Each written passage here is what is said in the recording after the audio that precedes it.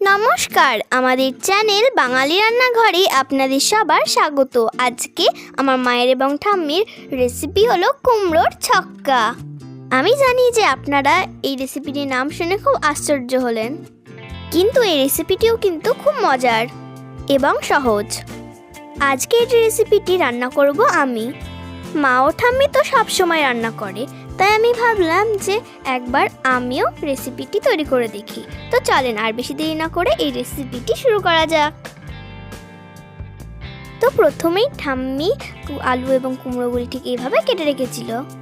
এবার আমি গ্যাসটি জ্বালিয়ে গ্যাসের উপর কড়াইটি বসিয়ে দিলাম এবং ওর মধ্যে দিলাম কাঁচা সর্ষের তেল।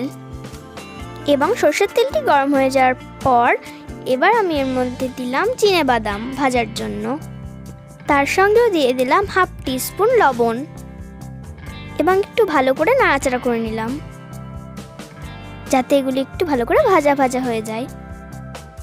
ভালো করে ভেজে নেওয়ার পর এবার আমি এগুলিকে একটি প্লেটে তুলে নিলাম।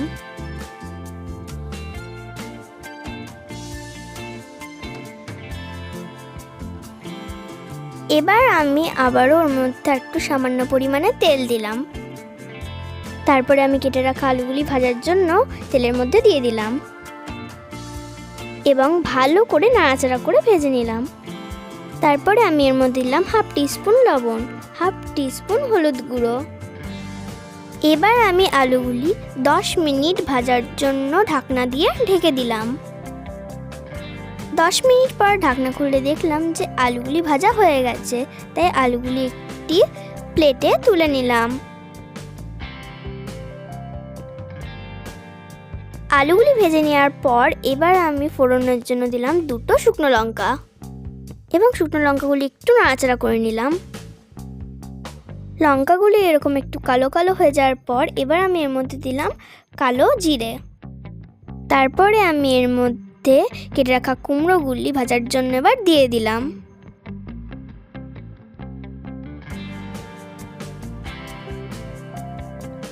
এবং খুন্তি দিয়ে একটু ভালো করে নাড়াচাড়া করে এগুলো ভেজে নিলাম। এবার আমি এর মধ্যে ভেজে রাখা আলুগুলি এর মধ্যে দিয়ে দিলাম। তারপরে আমি এর মধ্যে দিলাম 1/4 টিস্পুন লবণ। তারপরে দিলাম 1/4 টিস্পুন হলুদ গুঁড়ো এবং ভালো করে নাড়াচাড়া করে নিলাম।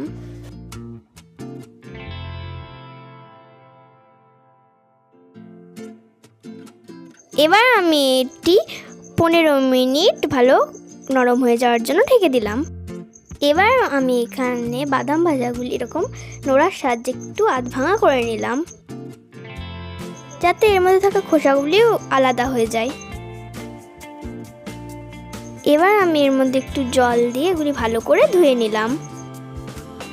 এগুলি ধুয়ে নেওয়ার কারণ হচ্ছে যাতে এর মধ্যে থাকা খোসাগুলি জলের সাথে বেরিয়ে যায়।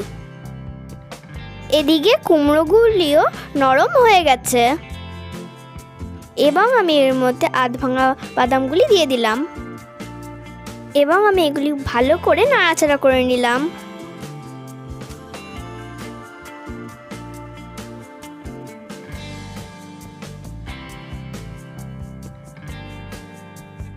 তারপরে আমি এর মধ্যে দিলাম 1/4 টিস্পুন চিনি। আবারও ভালো করে নাড়াচাড়া করে নিলাম।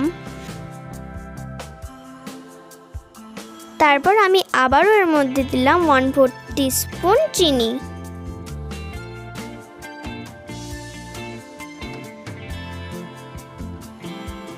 এবং আবারও ভালো করে নাড়াচাড়া করে নিলাম।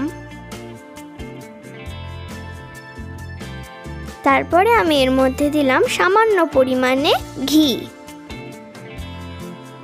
এবং আবারও ভালো করে নাড়াচাড়া করে নিলাম। তারপর আমি এর মধ্যে দিলাম গোটা ধনে, কালো জিরে এবং শুকনো লঙ্কা ভেজে গুঁড়ো করে রাখা মশলা। এই মশলাটির স্বাদও অন্যরকম। তারপরে আমি এর মধ্যে দিলাম গুঁড়ো গরম মশলা। ব্যাস একটু এইভাবে নাড়াচাড়া করে নিলেই আমাদের এই রেসিপিটি এবার তৈরি। তো দাদা দিদিরা ও কাকা কাকিমারা, আপনারা বাড়িতে এই রেসিপিটি অবশ্যই তৈরি করে খেয়ে আমাদের কমেন্টে জানাবেন যে কেমন হয়েছে।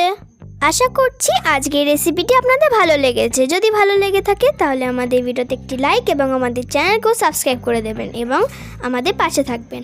আজকের মতো তাহলে এই ভিডিওটি এখানে সমাপ্ত করলাম। আবারও দেখা হবে অন্য একটা নতুন ভিডিও এবং নতুন একটা রেসিপির সঙ্গে। আজকের মতো তাহলে এইটুকুই। সবাই ভালো থাকবেন, সুস্থ থাকবেন।